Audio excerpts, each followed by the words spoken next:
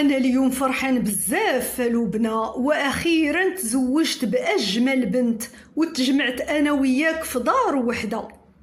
حتى أنا بحالك كريم فرحانة بزاف، وحياتنا الزوجية غتكون كلها حب وسعادة.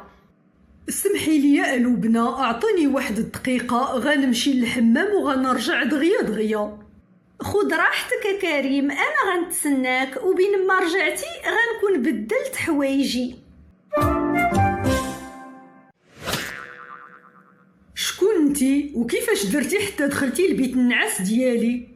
شنو هاد السؤال كريم؟ أنا لبنى مرتك. صوتك كيشبه لصوت لبنى مرتي، ولكن شكلك مختلف على شكلها. بغيتي تقول شعري ولون عينيا مختلفين ياك؟ بطبيعة الحال هاد الشي اللي كنقصد. لبنى مرتي شعرها طويل ورطب وشهب وعينيها زرقين، اما انتي شعرك كحل وقصير ومجعد وعينيك كحلين. انا غنشرح لك كريم، هاد الشعر اللي كتشوفني به دابا هو شعري الحقيقي والطبيعي، اما هداك الشعر الطويل والرطب والشهب فهو شعر اصطناعي كنلبسو الوقت اللي بغيت وكنحيدو الوقت اللي بغيت.